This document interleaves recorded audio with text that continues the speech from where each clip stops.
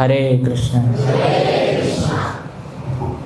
ఇక్కడికి వచ్చి రాధాశ్యామ సుందరి యొక్క దర్శనం చేసుకొని మీ అందరికీ ఒక చిన్న సేవ చేసుకునే సౌభాగ్యాన్ని మాకు ఇచ్చిన చక్రధారి ప్రభుకి ముందుగా కృతజ్ఞతలు తెలుపుకుంటున్నాను. వారు మా సీనియర్, భక్తిలో చాలా రియలైజేషన్ కలిగిన వారు, చాలా సేవ చేసిన వారు, చాలా నాలెడ్జ్ ఉన్నవారు. వారి ముందు మేము ఇక్కడ కూర్చొని మాట్లాడటం తప్పు, కానీ ఒక సేవగా చేయడానికి ప్రయత్నం చేస్తున్నాను. ఇందాక మేము కీర్తన చేసేటప్పుడు మొత్తం ఎతికాం అనమాట టెంపుల్లో, కానీ మాకు వాచ్ ఎక్కడ కనిపించలేదు. కాబట్టి మీరు డేంజర్ జోన్లో ఉన్నారు. అందుకోసం ఫోన్ పెట్టుకుంటాను ముందు, క్లాస్ ఆన్ టైం పూర్తి చేయడానికి. మీకోసమే తీస్తాం రోజు. అందరికి ప్రసాదం పెట్టారు కదా, అయితే పర్వాలేదు. క్లాస్ తర్వాత ప్రసాదం ఉంటే ఇబ్బంది అయినా సరే. క్లాస్ తర్వాత ప్రసాదమా? అయితే వీళ్ళు కౌంట్ డౌన్ స్టార్ట్ చేస్తారు. ఒకసారి ఒక రాజుగారి యొక్క మంత్రి ఏదో పాపం తప్పు చేశాడట. అయితే ఆ రాజుగారు అనుకున్నారట, తప్పు చేశాడు కానీ వీడు నా మంత్రాయే, అలా శిక్షించకుండా వదిలిపెట్టలేము, అలా అని కఠినంగా శిక్షించలేము అని 1000 తలుపులు ఉండే ఒక భవనంలోకి, చాలా చిమ్మని చీకటి ఉండే ఒక భవనంలోకి ప్రవేశింపబెట్టారట. ఆ భవనంలో ఏంటి అంటే 1000 తలుపులలో ఒక తలుపు తెరిచింది, మిగతా అవన్నీ కూడా లాక్ చేసి ఉన్నాయి. ఆయనకు చెప్పారు, అయ్యా మీరు కానీ ఆ 1000వ తలుపు కనుక్కుంటే బయటకు వచ్చేస్తారు అని. అంటే ఈయన 1 2 3 4 10 20 30 40 50 100 200 300 500 600 700 800 900 999 తలుపుల వరకు ఎతికేశాడట. అన్నీ మూసున్నాయి. ఇప్పుడు ఎన్నో తలుపు మిగిలిందండి? 1000వ తలుపు మిగిలింది. ఆ 1000వ తలుపు దగ్గరికి వెళ్ళే అంత లోపల ముక్కు పైన ఒక ఈగ వాగింది. ఏమైంది? ఈగ వాలేసరికి ఈగని దులుపుకుంటూ ఆ 1000వ తలుపు దాటేశాడట. మళ్ళీ ఎన్ని తలుపులు ఎతకాలి? 999 తలుపులు ఎతకాలి. అలా మనము నానా యోనులలో తిరుగుతూ ఉంటే మానవ జన్మ అనే ఒక తలుపు దొరికింది ఈ సంసారం నుంచి బయటికి వెళ్ళడానికి. ఆ జన్మ కూడా మనం యూటిలైజ్ చేసుకోకుండా పాపం చిన్ని ఈగల్లాంటి దోమల్లాంటి కోరికల వల్ల మనం ఈ మానవ జన్మను వృధా చేసుకుంటే మళ్ళీ ఎన్నో కోట్ల జన్మల తర్వాత ఈ అదృష్టం లభిస్తుంది. సరే, మానవ జన్మ దొరకటమే గొప్ప విషయము అని అనుకుంటే, మానవ జన్మ అది కూడా ఈ భారత భూమిలో పొందటం ఇంకా అదృష్టం కలిగి. ఇప్పుడే హరిబోల్ చెప్పేయకూడదు, ఇంకా ఉంది. భారతదేశంలో పుట్టటమే కాదు, సనాతన ధర్మంలో పుట్టటం ఇంకా విశేషం.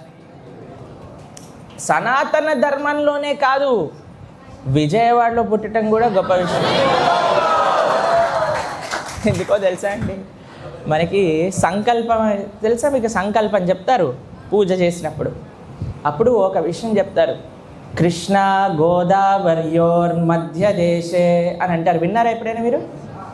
కృష్ణ గోదావరి మధ్యలో ఉండే భూమి ఇంకా చాలా పవిత్రమైన భూమి అట. అటువంటి ప్రదేశంలో మీరు పుట్టారు, అవునా కదా? అవునండి. సరే, మీరు అంటున్నారు భారత భూమి, సనాతన ధర్మము ఇవన్నీ ఎలా గొప్పతనం చేకూరింది? అసలు భారత భూమికి ఇంత గొప్పతనం ఎందుకు వచ్చింది? ఎందుకో తెలుసా అండి? మన శాస్త్రం ఏం చెప్తుందో తెలుసా? ఈ భారత భూమిలో బృందావనం ఉన్నది కాబట్టి ఈ భూమికి అంత గొప్పతనం వచ్చింది అట. బృందావనం ఎక్కడున్నది? ఎక్కడుంది? ఉత్తరప్రదేశ్. ఎంతమందికి బృందావనం వెళ్ళాలి అనే ఒక కోరిక ఉన్నది? ఎంతమంది బృందావనం ఆల్రెడీ వెళ్ళారు? వెళ్ళని వాళ్ళందరినీ చక్రధారి ప్రభు తీసుకెళ్తారు ఒక యాత్రకి. ఎంతమందికి వెళ్ళాలని ఉంది ప్రభుజీతో? Very good. నెక్స్ట్ యాత్ర Prabhuji you can plan after your Jagannath Puri and Mayapur యాత్ర.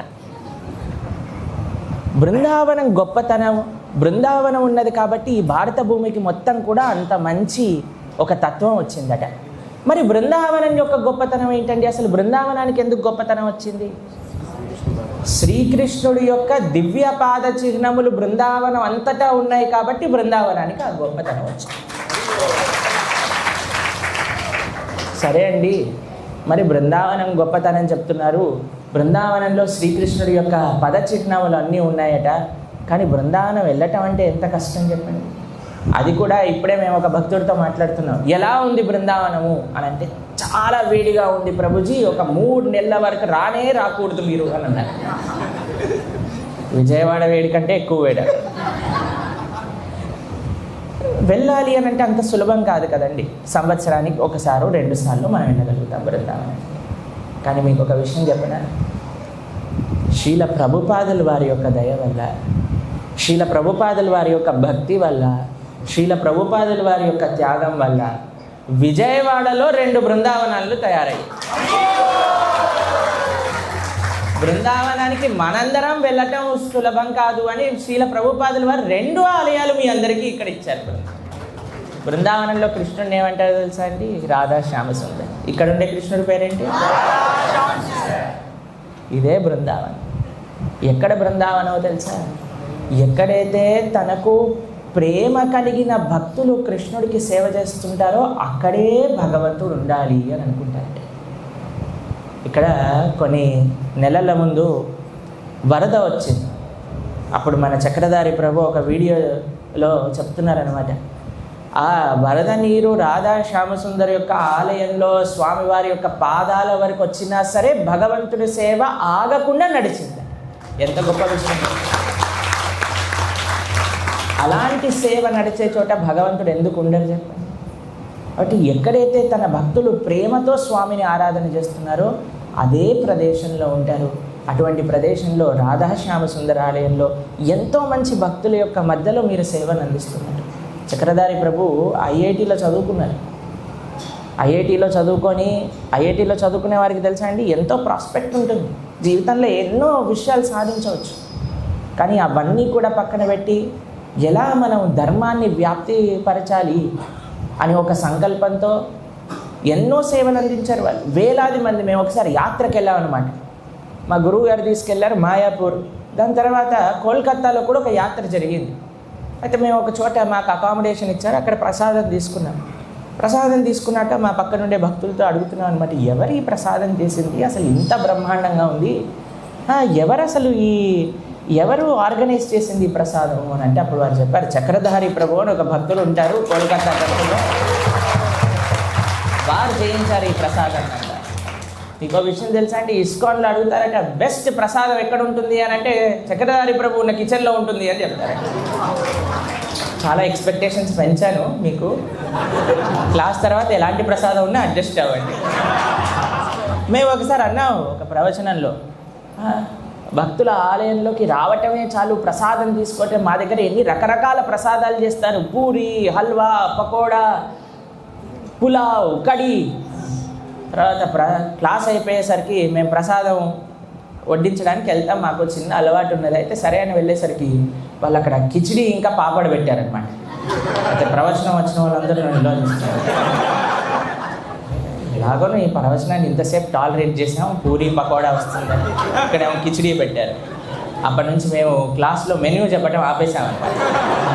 ఎందుకు అనవసరంగా గోలా డివోటిస్తారు. ఎందుకంటే అండి తక్కువ చెప్పి ఎక్కువ చేస్తే ఆనందపడతారు, కానీ ఎక్కువ చెప్పి తక్కువ చేసామనుకోండి చాలా ఇబ్బందులు పడిపోతాం.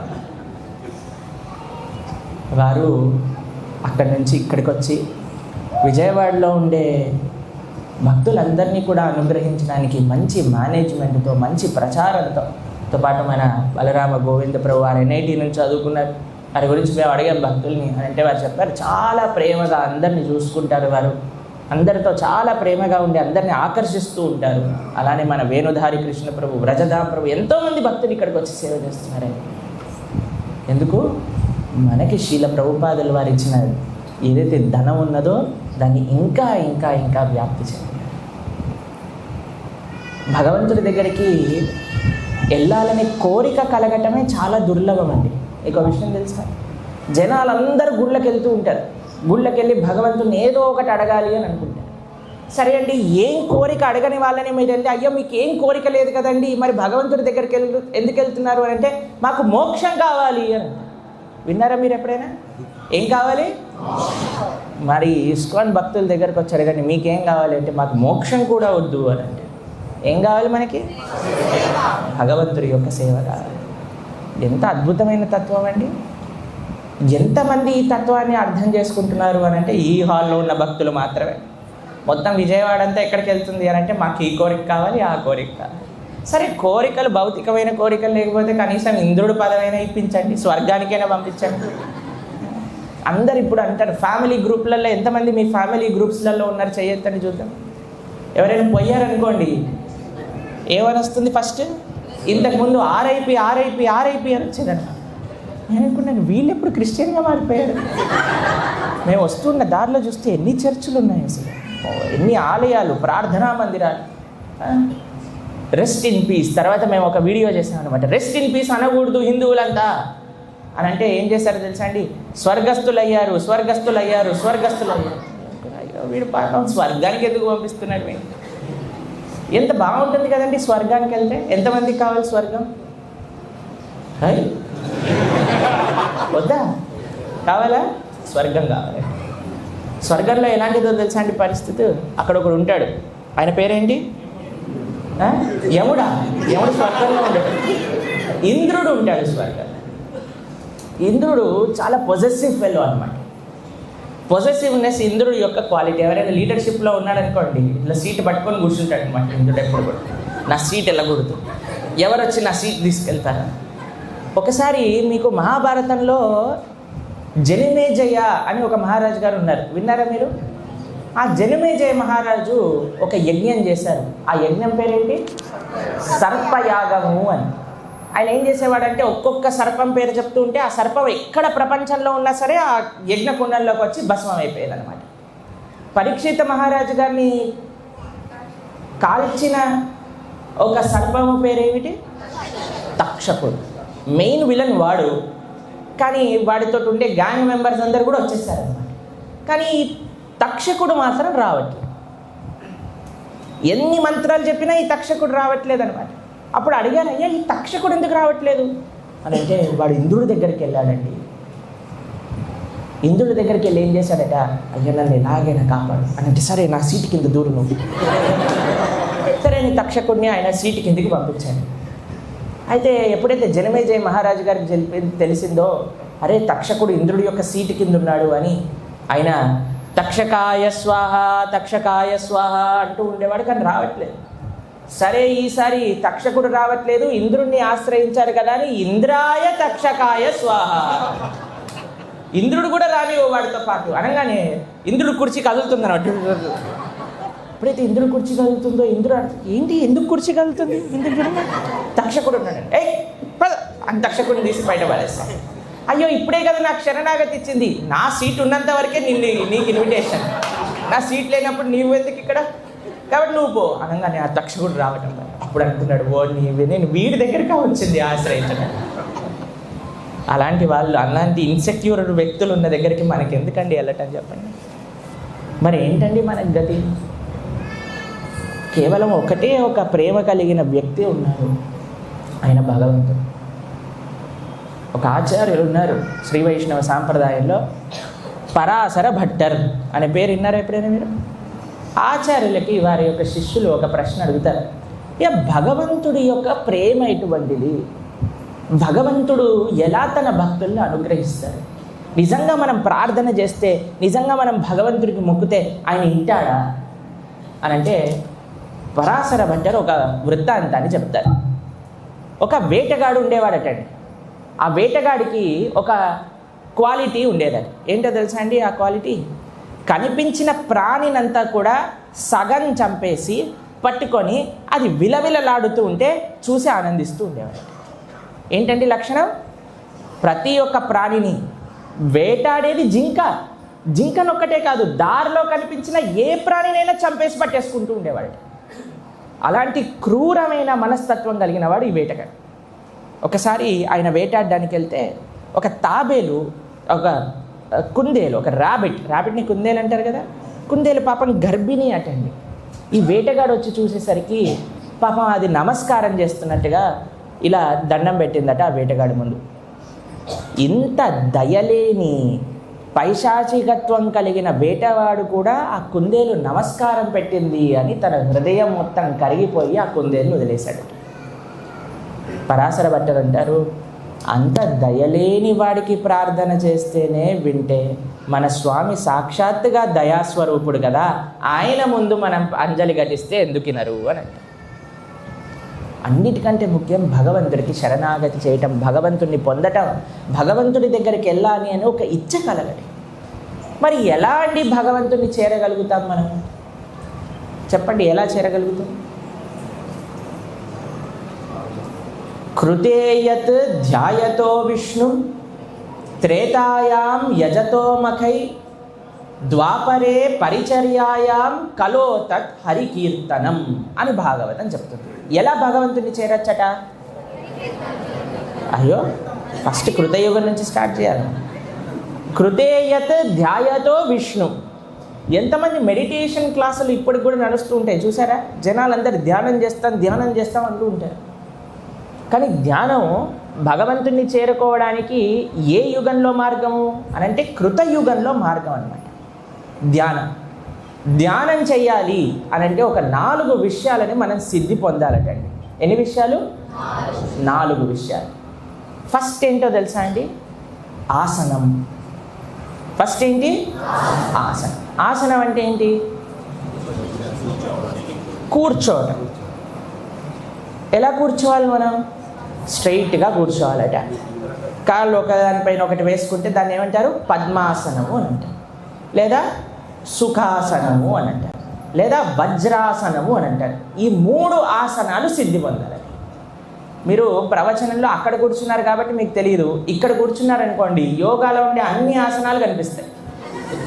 ఒకడు ఇలా ఉంటాడు, ఒకడు ఇలా ఉంటాడు, ఒకడు ముందుకుంటాడు, ఒకడు వెనకాలకుంటాడు, ఒకడు కాలు చెప్తారు, ఒకళ్ళు ఇలా అంటారు.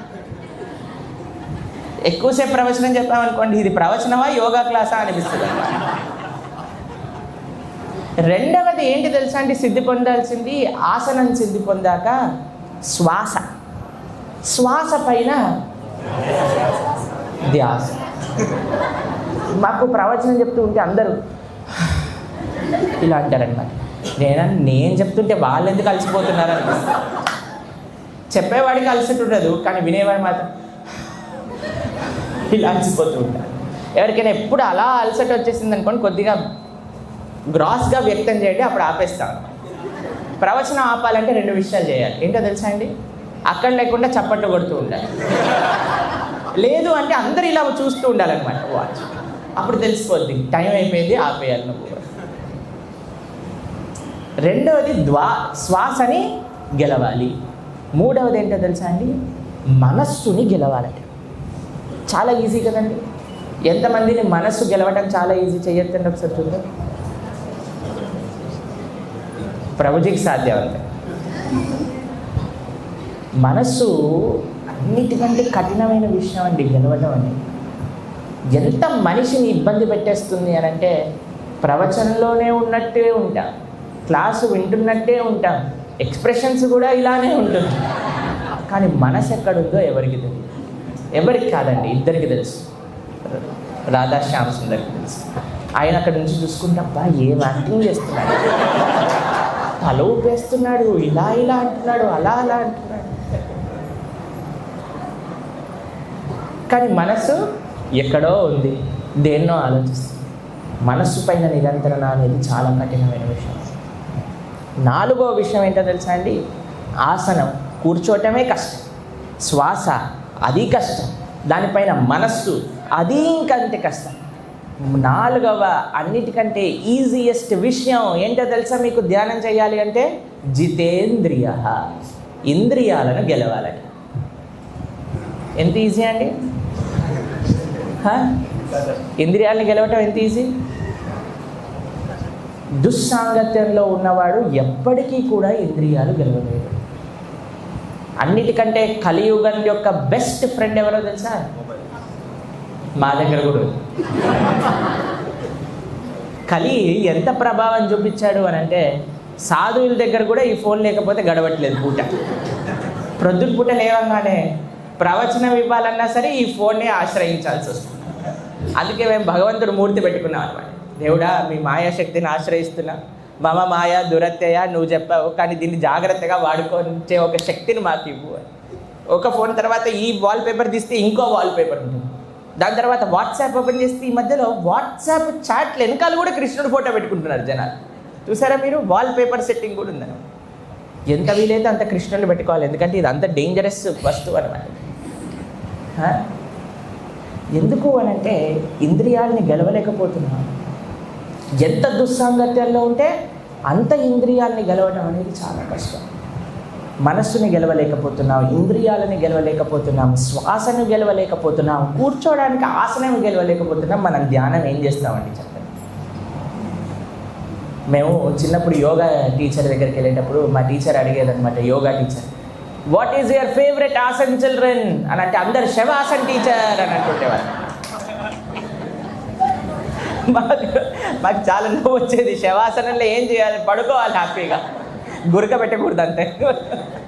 టీచర్కి తెలియదు ఇంకా, అప్పటి వరకు హ్యాపీగా ఉంది. అలాంటి మనము కలియుగంలో ఉండే ప్రాణులు ఫోను నోటిఫికేషన్ రాకపోయినా నోటిఫికేషన్ వచ్చింది అని ఫోన్లు చూసేవాళ్ళం. మనం ఎక్కడ ధ్యానం చేయగలుగుతాం? ధ్యానం పనికిరా. కృతేయత ధ్యాయతో విష్ణు త్రేతాయాం యజతో మకై. త్రేతాయుగంలో యజ్ఞయాగాది క్రతువులు చేయాలి. ఎంతమంది యజ్ఞంలో పాల్గొన్నారు చేయొద్దండి. ఇక్కడ ఏ రకమైన యజ్ఞమే పాల్గొన్నారా మీరందరూ? యజ్ఞంలో అన్నిటికంటే ఫస్ట్ యజ్ఞ ప్రసాదం కంటే ముందు వచ్చేది ఏంటో తెలుసా అండి? కళ్ళల్లోంచి కన్నీళ్ళు. ఇంట్లో మరీ యజ్ఞం చేసుకున్నాం అనుకోండి, ఎలా ఫ్యాన్లు పెట్టి యజ్ఞ ధూపాన్ని మొత్తం కూడా బయటికి పంపించేసేయాలి అని ఎదుగుతుంటారు. మా ఇంట్లో ఒకసారి యజ్ఞం చేశారన్నమాట. అయితే మేము ఆశ్రమానికి వెళ్ళిపోయినాం. 15 రోజుల తర్వాత మా అమ్మగారికి ఫోన్ చేశాను, అమ్మ ఏం చేస్తున్నావు అని అంటే, తూడుస్తున్నాను అని. ఏం తుడుస్తున్నావు అంటే, ఒక యజ్ఞం చేయడం వల్ల మొత్తం సీలింగ్ అంతా బ్లాక్ అయిపోయింది, దాన్ని అంతా తుడుస్తున్నాను ఎప్పుడు అంటారు. ఎంత కఠినమైన విషయం. యజ్ఞంలో వేయవలసిన ద్రవ్యాలన్నీ కూడా చాలా పరిశుభ్రంగా ఉండాలి, చాలా శుద్ధిగా ఉండాలి. మేము భద్రాచలంలో ఇప్పుడే ఒక సుందరకాండ హవనం చేయించాం. దాంట్లో యజ్ఞాన్ని స్టార్ట్ చేసే ముందు కూడా యజ్ఞాన్ని ఆ ఫైర్ని మంథనం చేసి తీస్తారన్నమాట. చాలా కఠినమైన, కొన్నిసార్లు 30-40 నిమిషాలు కూడా పడుతుంది ఆ అగ్ని రావడానికి. కాబట్టి ప్రతిరోజు యజ్ఞం చేయండి మీరు అని అంటే చేయగలుగుతామా చెప్పండి? యజ్ఞము చేయాలి. ద్వాపరే పరిచర్యాయ, భగవంతుడి యొక్క సేవ, అది కూడా చాలా కఠినమైనదే.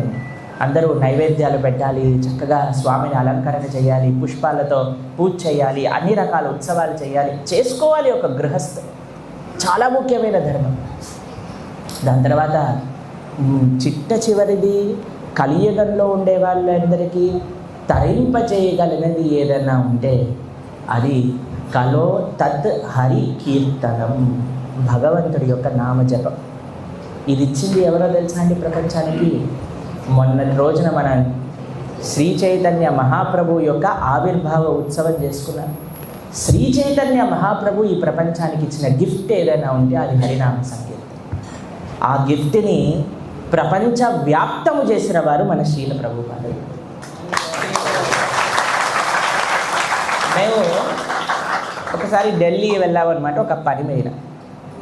ఒక భక్తులు వాళ్ళ ఇంట్లో మేము ఉన్నాం. అయితే ఆ మాతాజీ పంజాబీ అన్నమాట. అయితే మాకు రోజు కూడా ప్రసాదం చేసి పెడుతూ ఉండేవారు. మేము ప్రసాదం స్వీకరిస్తూ, చాలా బాగా చేశారండి, చాలా మంచి ప్రసాదం చేశారు, మీరు ఏం చేస్తుంటారు అని అంటే, మేము ఒక కాలేజ్లో ప్రొఫెసర్ని అని చెప్పారు.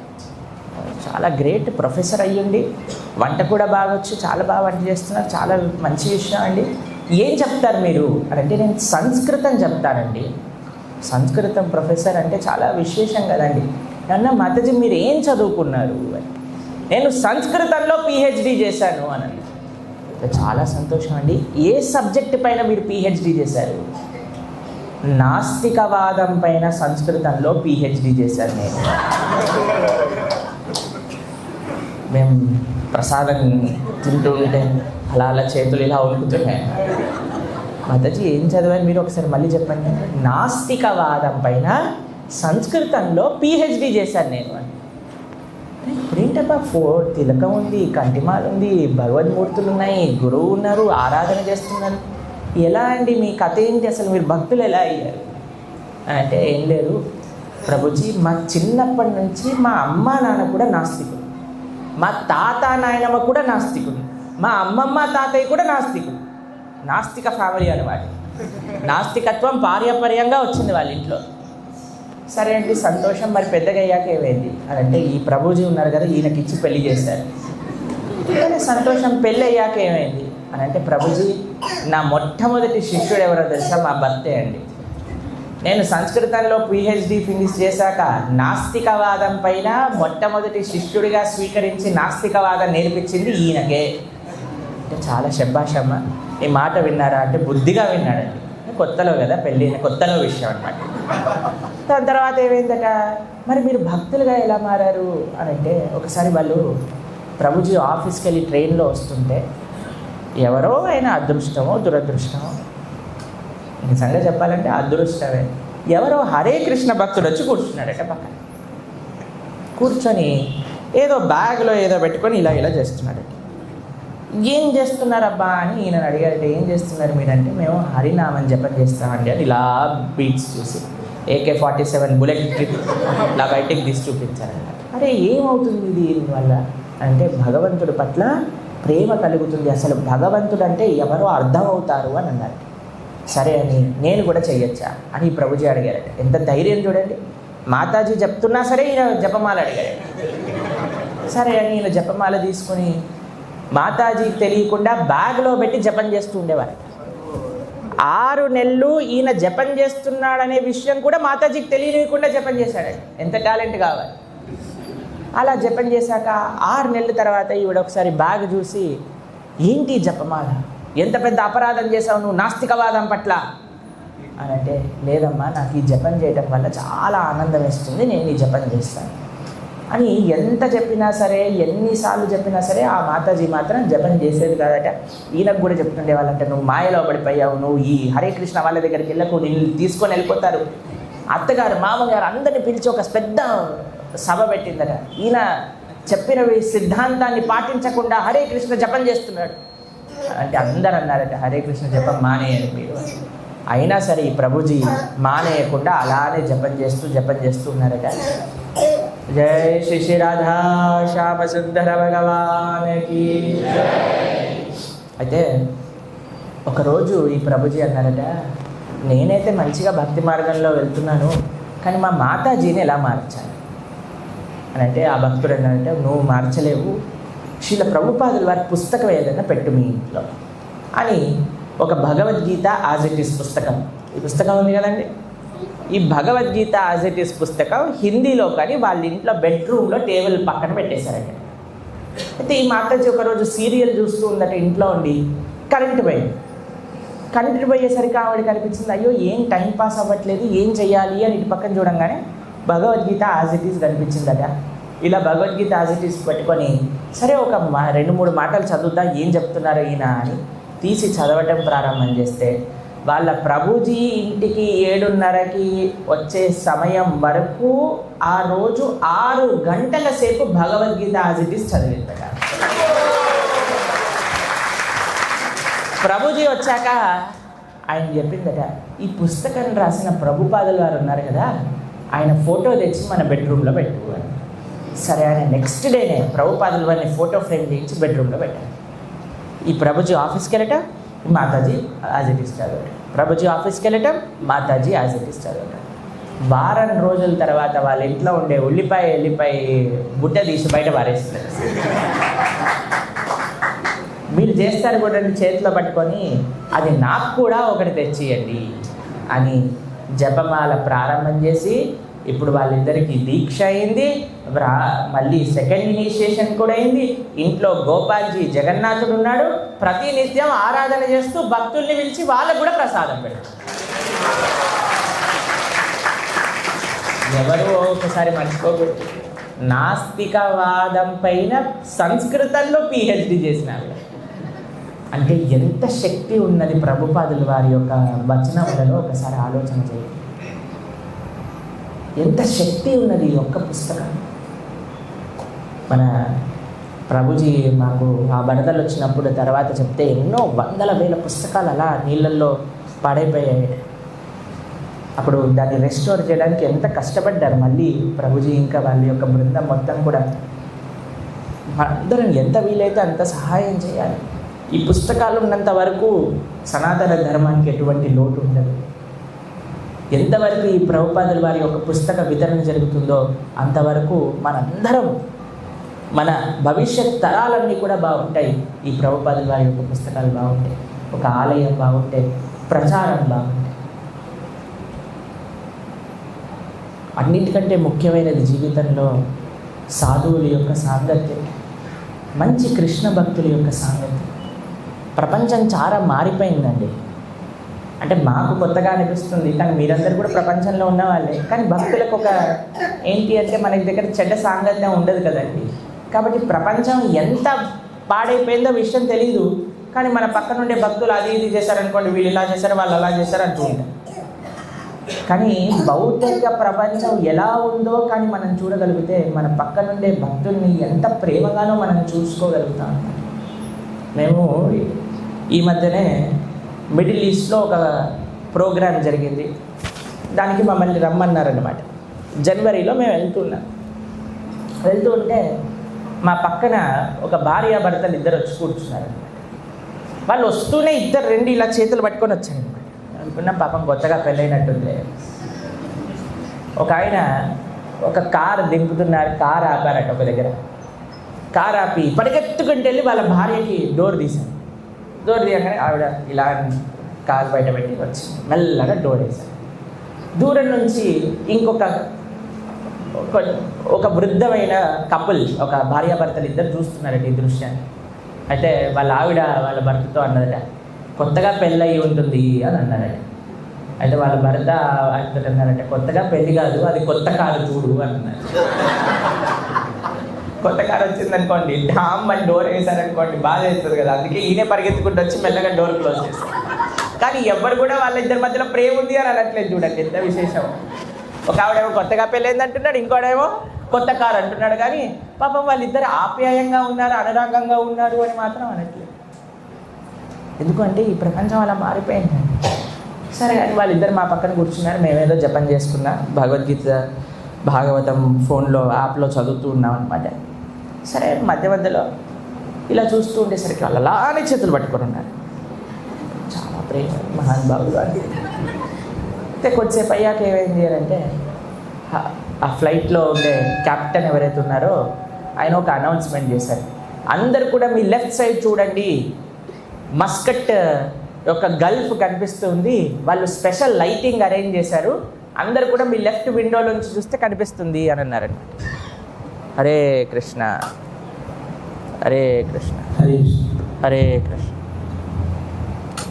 అయితే లెఫ్ట్ విండోలోంచి చూడండి అనగానే ఈవిడ చూశారు. చూసేసరికి చాలా బాగుందండి లైటింగ్. బాగుంటే వాళ్ళ హస్బెండ్ని అడిగారు, అయ్యా మీ ఫోన్ ఇవ్వు, కొద్దిగా నేను వీడియో తీస్తాను. ఫోన్ ఇచ్చాడు. ఫోన్ ఇచ్చి వీడియో తీయడానికి ప్రయత్నం చేస్తుంటే ఫోన్ స్విచ్ ఆఫ్ అయిపోయిందనమాట. అంటే స్క్రీన్ లాక్ అయిపోయి వాళ్ళ హస్బెండ్ అడుగుతుంది, కొద్దిగా లాక్ తీసిస్తావా అంటే, పాస్వర్డ్ మాత్రం చెప్పను అన్నాడు అనమాట. నువ్వు ఫోన్ ఇవ్వు, పాస్వర్డ్ ఇగో ఇలా తీసాడండి. అయ్యో నేను అనుకుని ఇప్పటిదాకా చేతులు పట్టుకొని అలా ఇలా ఉన్నారు, కనీసం పాస్వర్డ్ కూడా చెప్పట్లేదేంటి నా అనుకున్నాను. సరే కొద్దిసేపు అయ్యాక ఈవిడ మళ్ళీ వీడియో తీస్తుంది, మళ్ళీ ఫోన్ లాక్ అయిపోయింది. అప్పుడు ఈయన పడుకున్నాడు అనమాట. అయితే ఈవిడ తెలియగలిగి ఏం చేసిందో తెలుసా అండి, ఆ ఫోన్ తెచ్చి ఇలా ముందు పెట్టి నేను ఇలా లేపింది అనమాట. ఆయన ఇలా కళ్ళు ఓపెన్ చేయగానే పాస్వర్డ్ లాక్ అయిపోతే తీసేసుకోవచ్చు. ఆయన ఏం చేశాడో తెలుసా అండి, ఇలా ఫోన్ ఉంది, కళ్ళు ఓపెన్ చేయటాన్ని ఇలా ఓపెన్ చేసి ఫోన్ ఉందా లేదా చూసుకొని కళ్ళు మూసేసుకొని ఫోన్ లాక్కొని మళ్ళీ ఇలా పాస్వర్డ్ ఓపెన్ చేసి అనుకున్నా, అమ్మో చాలా ప్రేమ ఉంది వీళ్ళ మధ్య. తర్వాత ఎయిర్ హోస్టెస్ వచ్చి మీకేమైనా కావాలండి అని, మాకే వద్దండి. వీళ్ళని అడిగింది నీకేమైనా కావాలా అంటే, ఈయన నాకు చాయ్ కావాలి అని అన్నారు. సరే మీరు అనుకోవచ్చు ప్రణవానందకి ఏం పని లేదా, వాళ్ళనే చూస్తున్నారని. ఏదో అలా చోటు పడింది. విజయవాడలో ఉండే భక్తులకు చెప్పాలనేమో కృష్ణుడు అలా ప్రేరణ చేశారు ఆ సమయం. సరే అని ఆవిడని అడిగారు, నీకేం కావాలి అని అంటే, నాకు మసాలా పాప్కార్న్ కావాలని. బాగానే తీసుకున్నాక ఏమని చెప్పిందో తెలుసా అండి, ఈయన నీ బిల్లు నువ్వు కట్టు, నా బిల్లు నేను కట్టాలి. ఈయన పాకెట్లోంచి కార్డు తీసి ఆయన బిల్లు కట్టుకున్నాడు, ఆవిడ పాకెట్లోంచి కార్డు తీసి ఆవిడ బిల్లు కట్టుకున్నాడు. ఆయన అనుకున్నాడు చాలా ప్రేమ అండి. ఇలాంటి ప్రేమ అయితే మాకు భక్తుల మధ్యలో ఎంత ప్రేమ అండి. భార్యాభర్తల మధ్యలో కూడా లేని ప్రేమ ఈ ప్రస్తుత సమాజంలో ఒక భక్తుడు ఎటువంటి అపేక్ష లేకుండా మనకి ఎన్ని విషయాలు చేసి పెడుతున్నారంటే ఒకసారి ఆలోచన చేయండి. ఒకసారి కేవలం మనము ఇంట్రాస్పెక్ట్ చేసుకోగలిగితే పక్కనుండే డివోటీస్, మన టెంపుల్లో ఉండే అథారిటీస్, శ్రీల ప్రభుపాదుల వారు, మా ఆచార్యులు మన కోసం ఏం చేస్తున్నారు, ఎంత కష్టపడుతున్నారు, ఎటువంటి అపేక్ష లేకుండా. ప్రపంచంలో ఎవ్వరు కూడా మనల్ని ఏమి ఆశించి ఏమీ చేయరు. కేవలం భక్తుల యొక్క సాంగత్యంలో మాత్రమే మన దగ్గర నుంచి ఏమీ అపేక్షించకుండా మనకి సేవ చేస్తున్నారంటే అది కేవలం భక్తుడై మాత్రమే ఉండాలి. అలాంటి మంచి భక్తుల యొక్క సాంగత్యం మనకి ఇచ్చారు. ఈ భక్తుల యొక్క సాంగత్యాన్ని మాత్రం మనం చాలా సీరియస్గా తీసుకొని అందరూ కలిసిమెలిసి వచ్చే కొత్త వాళ్ళందరికీ కూడా చక్కగా ఆ ప్రేమను, ఏ ప్రేమ అయితే మనకి వచ్చిందో ఆ ప్రేమని పంచుతూ మంచిగా హరినామం చేసుకోవటం వల్ల ఎంత తపస్సు చేసినా ఏం చేసినా సరే భగవంతుని పొందటము అనేది చాలా చాలా డిఫికల్ట్ అండి. విశ్వామిత్రుడు అనే ఒక యోగి కళ్ళు మూసుకొని తపస్సు చేస్తూ ఉన్నారనమాట. టింగ్ టింగ్ టింగ్ అనేది వినిపించింది. ఏంటబ్బా అని తపస్సు చేస్తున్నాడు. ఇలా చూస్తాడు. ఇలా చూసేసరికి కనిపించలేదన్నమాట. 2 కళ్ళు ఓపెన్ చేశాడనమాట. ఆవిడ మళ్ళీ ఇంకా ఇంకా డాన్స్ చేస్తుంది, గజ్జలు మువ్వలు అని అనిపిస్తున్నాయి. ఆయన చూసేసరికి మొత్తం తపస్సును పోగొట్టుకున్నాడు. కానీ హరిదాస్ ఠాకూర్ అనే ఒక ఆచార్యులు ఉన్నారు మన పరంపరలో. వారు కేవలం భగవన్నామాన్ని స్మరిస్తూ ఉండేవారు. ప్రతినిత్యం కూడా ఒక వేశ్య వారి దగ్గరకు వచ్చింది, వారిని ప్రలోభ పెట్టడానికి ప్రయత్నం చేసింది. ఆయన ఏమన్నారు, అమ్మ నా జపం అయ్యాక నీతో మాట్లాడుతాను, ఇక్కడ కూర్చోవాలి. ఎన్ని రోజులు జపం చేశారు? 3 రోజులు 3 రాత్రులు ఆవిడ అలానే కూర్చుంది, ఈయన అలానే జపం చేస్తున్నాడు. 3 రోజుల తర్వాత ఎక్కడుంది ఈవిడ అని చూసేసరికి ఇలా దండవత్ ప్రణామం చేస్తుంది. అయ్యా నాకు కూడా మీరు మాలు ఇవ్వండి, నేను కూడా జపం చేస్తున్నాను. మన భక్తుల యొక్క సాంగత్యం ఎలా ఉండాలి అని అంటే ఎంత చక్కగా ఉండాలి, ఎంత ప్రేమగా ఉండాలి, ఎంత మనం సాధనలో బాగుండాలి అని అంటే మన ఆలయానికి వచ్చిన ప్రతి ఒక్కరు కూడా మేము ఇంకా ఇక్కడే ఉండిపోతాం, బయటికి వెళ్ళాము అనేటట్టుగా ఉండాలన్నమాట. అంత చక్కటి సాంగత్యాన్ని మనం మన యొక్క ఆలయంలో నెలకొల్పాలి. అది చూసిన వాళ్ళు ఎవరు కూడా బయటికి వెళ్ళారు. మానవ జన్మ అత్యంత దుర్లభమైనది, అత్యంత కఠినమైనది, ఒప్పుకుంటాం. కానీ శ్రీ చైతన్య మహాప్రభు అంత ఈజీగా మనకి ఇచ్చేశారు. మన ఆలయంలో ఏముంటుందండి? చక్కగా రావటం, ప్రవచనం వినటం, ప్రవచనం తర్వాత చక్కగా అయ్యో ప్రసాదానికి వెళ్ళిపోకూడదు, అప్పుడే కీర్తన చేయటం, చక్కగా నృత్యం చేయటం, దాని తర్వాత ప్రసాదం తీసుకోవటం. దీంట్లో ఏదైనా ఖర్చు ఉందా అండి మన పాకెట్ల నుంచి? బ్రహ్మాండంగా రావాలి, చక్కగా వినాలి, ఆనందాన్ని పొందాలి. అంత కఠినమైన మార్గం. ఎంత కఠినమో తెలుసా అండి? కుంభమేళా ఎంతమంది వెళ్ళారు? ఇక్కడ చాలా తక్కువ మంది వెళ్ళారు. అదేంటి మీరందరూ వెళ్ళకుండానే 70 కోట్ల మంది వెళ్ళిపోయారా? మాకు ఎప్పటి నుంచో డౌట్ ఉండేది, 70 కోట్ల మంది వెళ్ళారా? కుంభమేళాలో మేము చూసామండి, ఒక్కొక్క సాధువు మోక్షం కోసమని ఒక ఆయన బట్టలు లేకుండా కూర్చున్నాడు.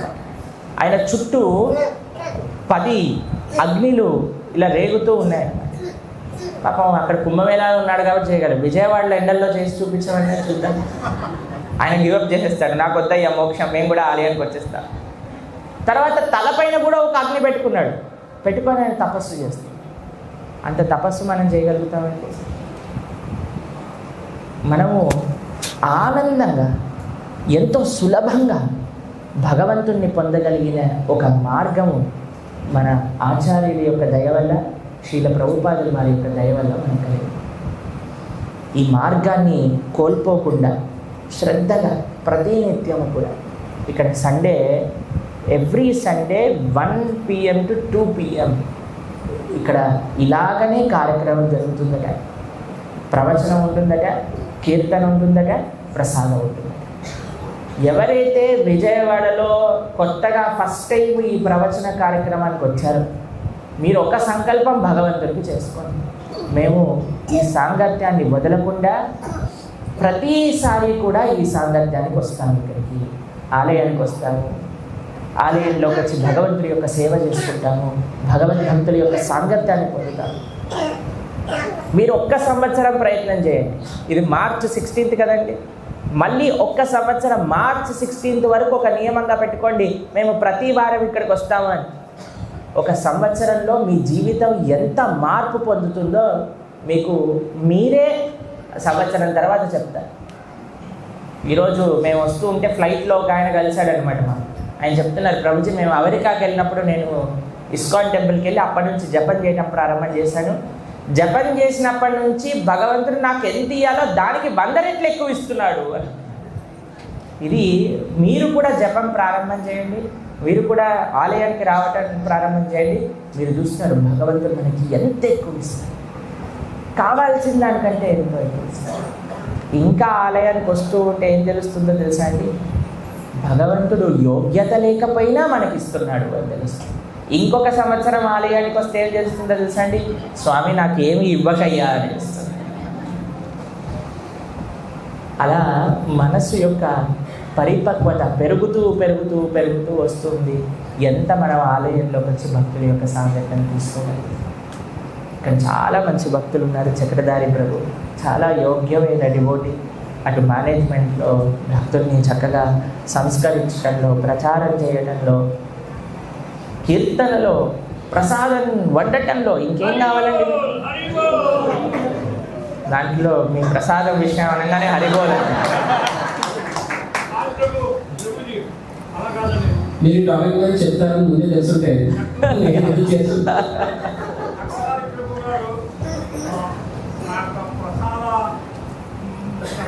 భక్తులకు అందించడంలో అంతే వేసిన హరిబో. కాబట్టి ఇలాంటి టెంపుల్ ప్రెసిడెంట్ దొరకటం చాలా రేర్ అన్నమాట. కాబట్టి మీ అందరి యొక్క అదృష్టం అది. ఆ అదృష్టాన్ని జాగ్రత్తగా కాపాడుకోండి. చక్కగా భగవద్భక్తి మార్గంలో ముందుకెళ్ళండి. Hare Krishna Hare Krishna Krishna Krishna Hare Hare, Hare Rama Hare Rama Rama Rama Hare Hare. Can we take 2 questions? ఎవరికైనా ప్రశ్నలు ఉన్నాయా? ఒక 2 ప్రశ్నలు తీసుకుందాం.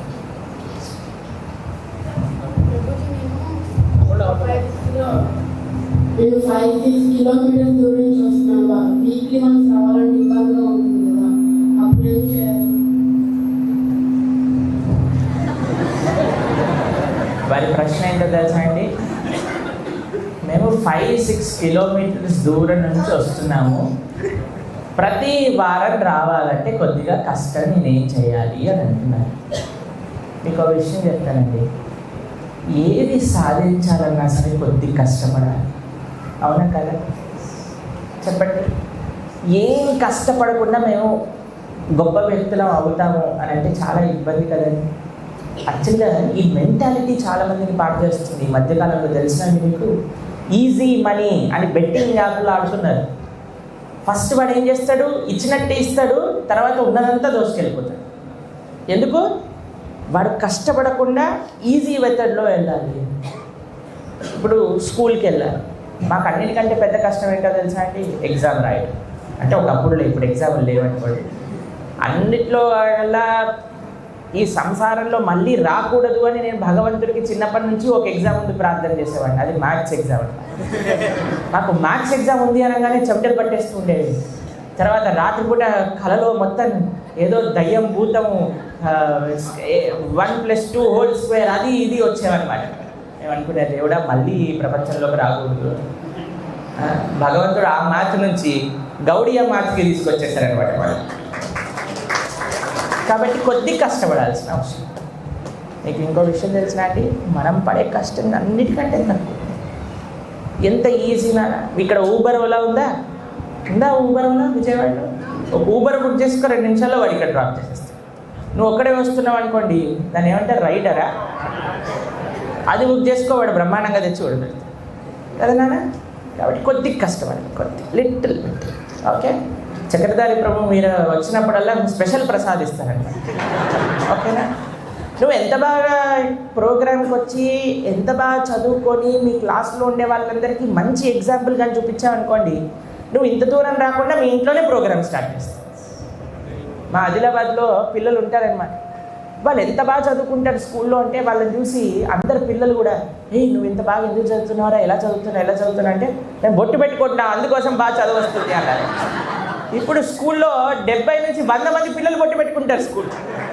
ఏమన్నా మన దగ్గర ఇంతమంది డివోటీస్ ఉన్నారా అంటే డివోటీస్ లేరు ప్రభుజీ, మన వాళ్ళని చూసి అందరు బొట్టు పెట్టుకోవటం తయారు చేశారు. కాబట్టి కొంతమంది టీచర్లు కూడా బొట్టు పెట్టుకుంటారు. అదొక ఫ్యాషన్ అయిపోయింది అనమాట ఆ స్కూల్లో. ఎందుకు అంటే ఆ భక్తులు ఎవరైతే ఉన్నారో వాళ్ళు మంచిగా చదువుకొని మంచిగా భక్తి చేస్తూ అందరికీ హరే కృష్ణ హరే కృష్ణ. వాళ్ళ స్కూల్లో సైన్స్ వేర్కి వెళ్ళామన్నమాట. సైన్స్ వేర్కి వెళ్తే ఎక్కడ చూడు అన్ని క్లాసులలో బొట్టులు పెట్టుకునే వాళ్ళు ఉన్నారు. టీచర్లు అందరూ హరే కృష్ణ చెప్తున్నారు. వాళ్ళు మన సత్సంగానికి వస్తారు. చూడండి ఇంత మంచిగా. కాబట్టి నువ్వు కూడా బాగా చదువుకొని రోజు స్కూల్కి బొట్టు పెట్టుకొని ఎవరైనా నీ దగ్గరకు వచ్చి ఎలా చదువుకున్నావా, కాలేజ్లో ఒకడు ఉండేవాడండి క్లాస్ టాపర్, వాడి దగ్గరికి వెళ్ళి ఎవరైనా ఎలారా నువ్వు క్లాస్ టాప్ వస్తుంటే రోజు రాత్రిపూట తాగుతాను నేను అని చెప్పేవాడు. సరే దుర్మార్గుడా ఎలాంటి వాడు కూడా ఉన్నాడు. కానీ తర్వాత భక్తి మార్గంలోకి వచ్చినాక తెలిసిందనమాట మనం అలా చెప్పాలి. కాబట్టి మంచిగా నువ్వు గుడ్ డివోటీ అవ్వు. నువ్వు మీ చుట్టుపక్కల ఉండే వాళ్ళందరికీ ప్రచారం చేస్తూ ప్రారంభం చేయి. ఇంత దూరం అవ్వాల్సిన అవసరం లేదు, డివోటీసే మీ దగ్గరికి వస్తాయి. ఓకే,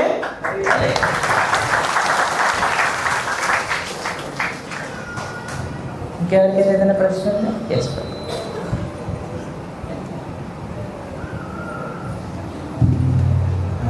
హరే కృష్ణ ప్రభు. నేను వెంకటేశ్వర స్వామికి శ్రీకృష్ణుడికి డిఫరెన్స్ ఎలా అర్థం చేస్తున్నాను? ఎందుకంటే జగన్నాథ్ టెంపుల్లో ఎన్ని మందికి ఒకరు వచ్చారు, వచ్చి కథం తీయగానే వెంకటేశ్వర స్వామి లేరు అని వాళ్ళు దండం పెట్టుకోగానే బ్యాంక్ వెళ్ళిపోయారు. సో అది ఎలా అర్థం చేసుకోవాలి? అంటే ఇప్పుడు మీ మొబైల్ చూసినప్పుడు కూడా అక్కడ కూడా వెంకటేశ్వర యాక్చువల్గా మా మొబైల్లో ఉంది వెంకటేశ్వర స్వామి కాదు, ట్రిప్లికెన్ పార్థసారథి స్వామి. మాకు చిన్నప్పటి నుంచి చాలా ఇష్టమైన మూర్తి అనమాట. పార్థసారథి అని చెన్నైలో ఉంటారు. నేను చదువుకుంది చెన్నైలో, కాబట్టి మేము ప్రతి వారం అక్కడ దర్శనం కోసం వెళ్తూ ఉండేవారు అనమాట.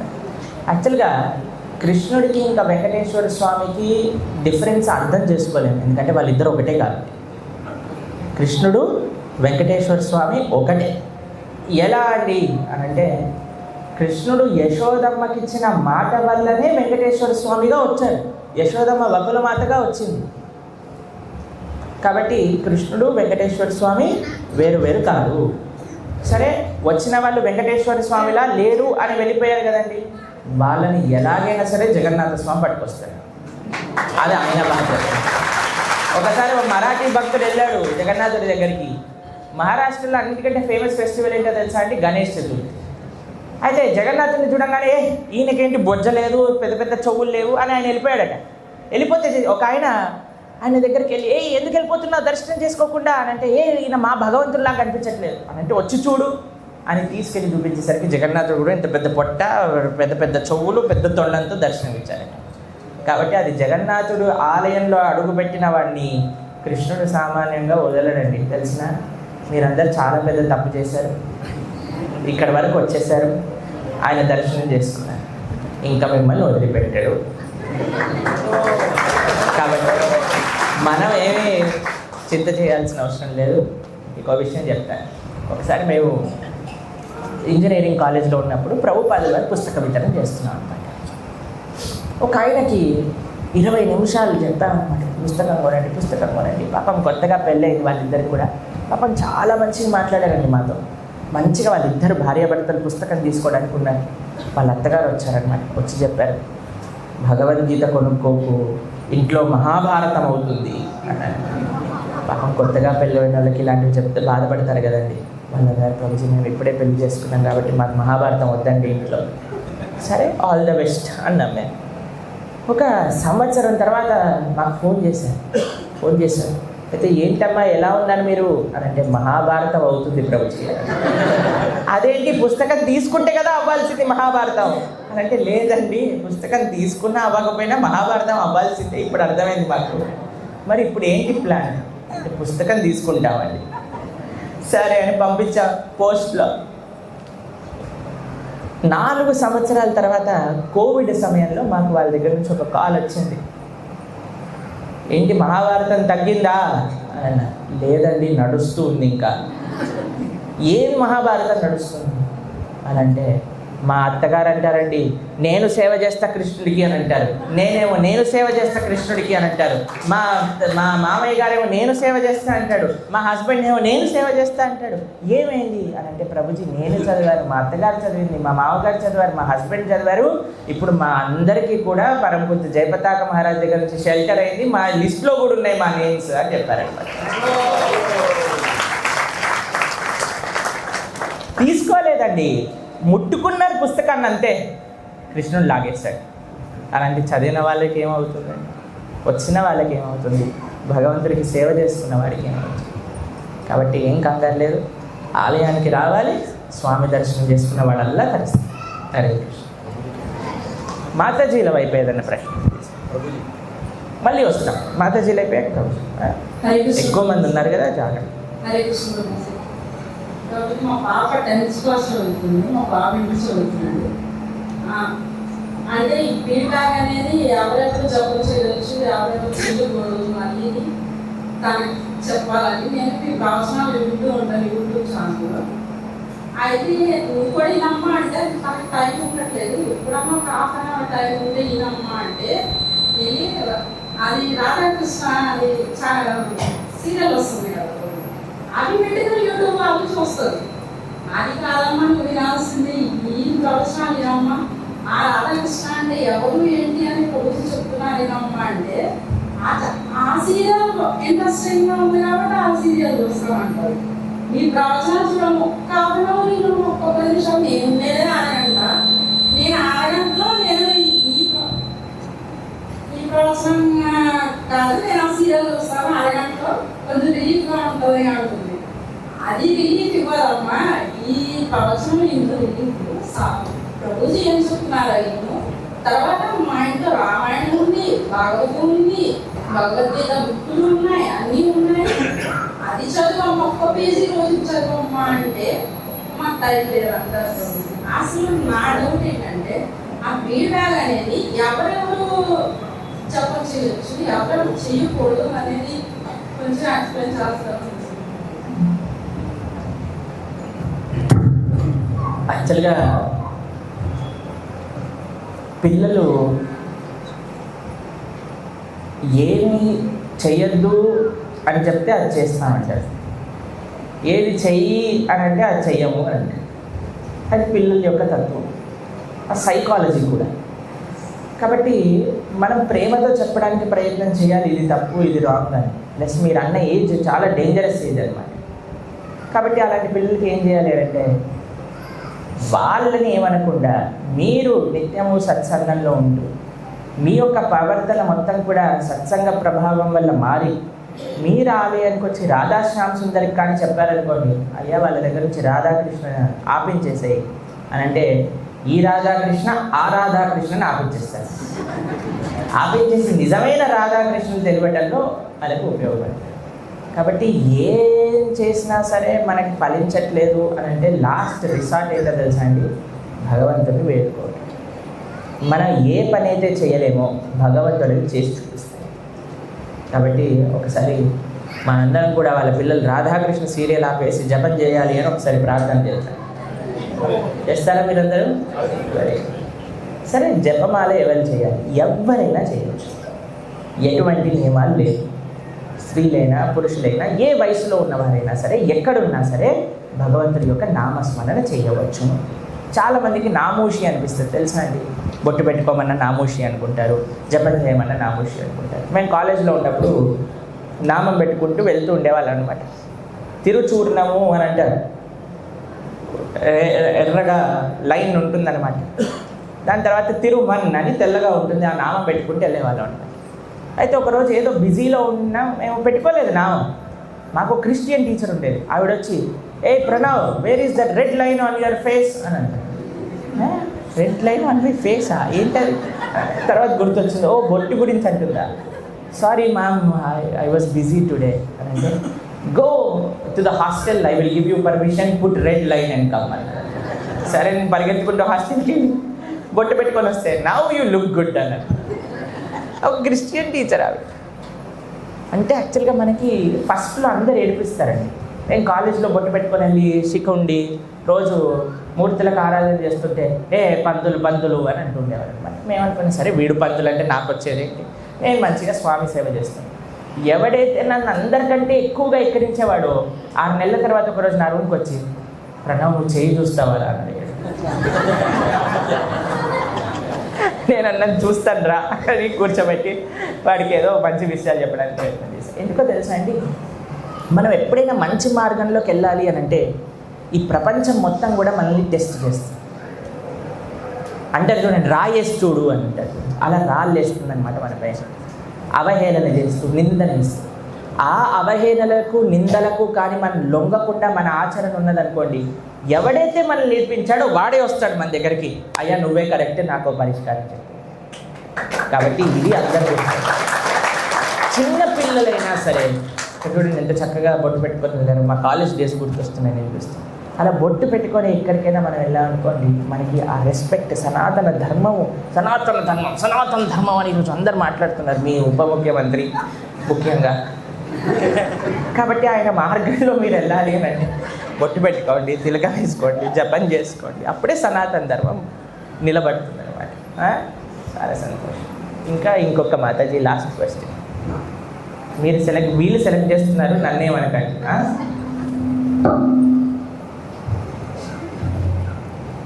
హరే కృష్ణ. హరే కృష్ణ. మా ఇంట్లో నేను కృష్ణుడికి బాగా పూజలు చేస్తూ ఉంటాను. రోజు కాలేజ్కి వెళ్ళి ముందు పూజ చేసుకొని వెళ్తా. మ్యాక్సిమం టైం ఉంటే గ్యారెంటీ పూజ చేసుకొని వెళ్తా. అయితే ఇంట్లో తెలిసిన వాళ్ళు ఎవరైనా సరే ఫ్రెండ్స్ ఎందుకు ఇచ్చి ఎందుకు శ్రీకృష్ణుడు ఏం చేస్తాడు, అసలు కృష్ణుడు ఎందుకు పూజిస్తావు, ఎందుకు కృష్ణుడు భక్తురాలు, అసలు కృష్ణుడు ఏం చేయడు అంటే నేనేం మాట్లాడు, వాళ్ళే తెలుసుకుంటారు అని. అది ఎంతవరకు కరెక్ట్ వాళ్ళు అలా అనటము కరెక్ట్ కాదో తెలియదు, కానీ మీరు చేసే పని మాత్రం కరెక్ట్. అలానే కంటిన్యూ అవుతూ ఉండండి. ఇందాక చెప్పినట్టుగా వాళ్ళే మీ దగ్గరికి వస్తారు, ఒకరోజు చేయి చూపిస్తావా అని.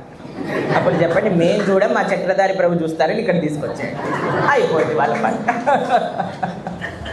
హరే కృష్ణ. సరే 2:30 అయిపోయింది, మీరందరూ కూడా ప్రసాదం తీసుకోవాలి కదా. హరే కృష్ణ. చాలా ఎంతూసియాస్టిక్గా ఉండాలి.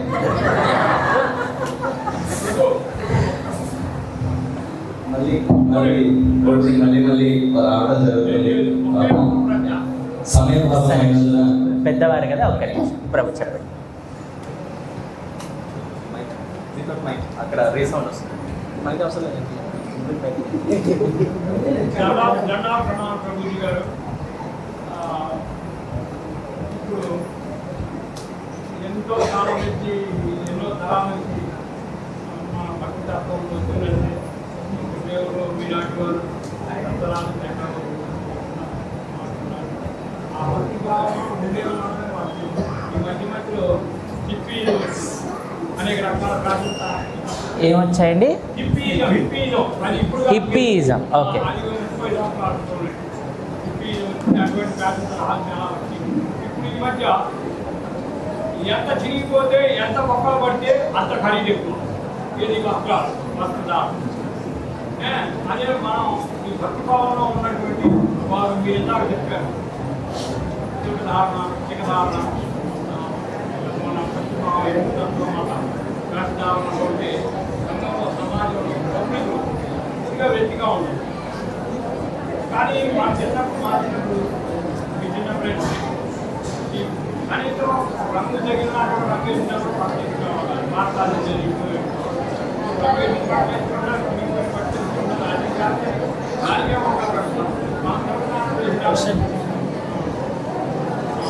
ఈ యొక్క అంతర్భావం సమాజంలో ఉంది. దాన్ని మన భక్తిభావంతో ఈ యువతని వచ్చే తరాల వాళ్ళని ఇప్పుడున్న తరాలలో ఉన్నటువంటి ఈ భాగంని అదే అర్థమైంది మీ ప్రశ్న. ఆకర్షితులు అవ్వాలి. దానికి మార్గాలు చూపించారు. ప్రభుజీ మనసులో ఒక బాధ ఉన్నదన్నమాట. అయ్యో తిలకం పెడితే జనాలు అందరూ అప్రిషియేట్ చేయట్లేదు, ఎలా వాళ్ళని అప్రిషియేట్ చేయించాం? తిలకం పెట్టుకున్న వాళ్ళందరూ పర్ఫెక్ట్ జెంటిల్మెన్గా ఉంటే అందరూ ప్రపంచం అంతా తిలకం పెట్టుకుంటారు. మనమేం మాట్లాడవలసిన అవసరం లేదండి. మన ఆచరణతో చూపిస్తే ఈయన ఎలా ఉన్నాడో ఆవిడ ఎలా ఉందో నేను కూడా అలా అవ్వాలి అని వాళ్ళే మన మార్గంలోకి వస్తారు. ప్రపంచంలో ఉండే వాళ్ళు పెట్టుకోవట్లేదు అని అంటే మన ఆచరణలో ఏదో తప్పు ఉంది అని అర్థం. మనం కానీ మంచిగా ఉంటే, మనం కానీ ఆ ప్రేమను పంచితే అందరూ కూడా మన మార్గంలో అత్యంత త్వరలో వస్తారు అనటంలో ఎటువంటి సందేహం లేదు. హరే కృష్ణ. హరే కృష్ణ. భక్తులందరికీ ఈ ప్రవచన ఆనందాన్ని అందించిన ప్రణవానంద ప్రభుకి మనమందరం ఒకసారి ధన్యవాదాలు తెలుపుదాం. దయచేసి హరే కృష్ణ కృష్ణ కృష్ణ కృష్ణ హరే హరే హరే రామ హరే రామ